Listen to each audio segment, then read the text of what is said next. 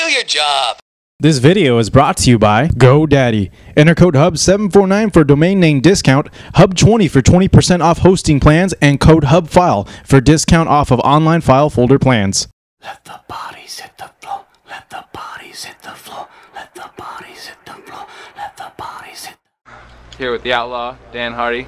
Tell us what brings you out to the gun store today. I'm here all the time, to be honest.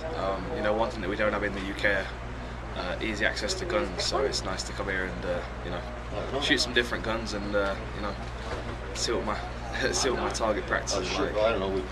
Tell us what you've been doing since your last fight.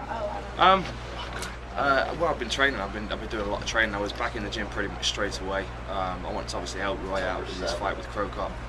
I've been doing some travelling appearances for Zions at the UFC Expo and a couple of other places. We looked to Montreal to work with the champ, GSP. We had a great time. I learned a lot from the guy. He's a great guy. He looks great, great shape. I think this is going to be a great fight for him. So that was exciting to be a part of that camp and, you know, work with his coaches and kind of get a different look on my game. What made you go train with GSP? Well, he actually invited me up. He's fighting Carlos Condit next to us. Obviously, he's got quite a similar style to me. You know, we're quite upright kickboxers, so it kind of made sense for him to bring somebody in that moves kind of similar to Condit.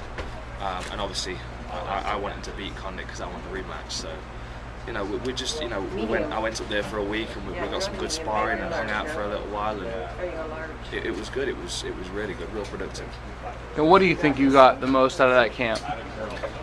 It was just interesting to see how he structures his camp. I mean, I've been thinking for a long time that I maybe do too much in my training camps, and you know, I spend too long in the gym during the day. So it was nice to see what he does and how he structures his camp, and you know what he puts in and what he focuses on and things like that.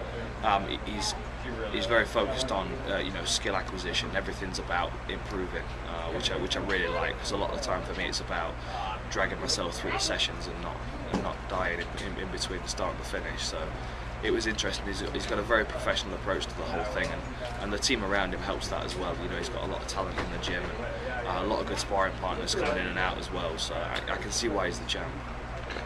Was there any resentment at all in the training camp?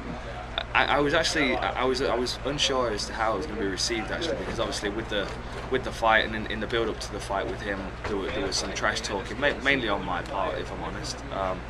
You know, a bit of name calling and things like that. But you know, when I got up there, everybody was very cool. I mean, they spent a lot of time helping me.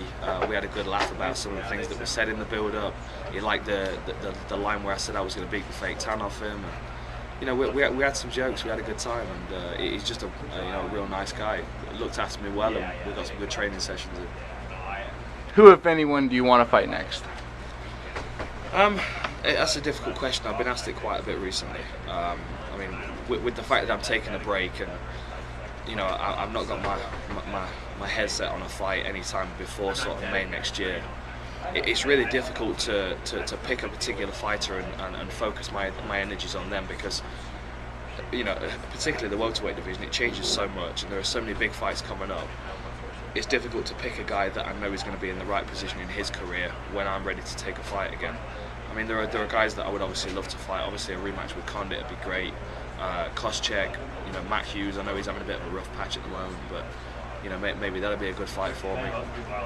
More than anything, I just want to spend the next few months improving, and then, you know, when the time comes to fight again, I want to feel like I'm ready to take on anybody, and that's really my goal at the moment.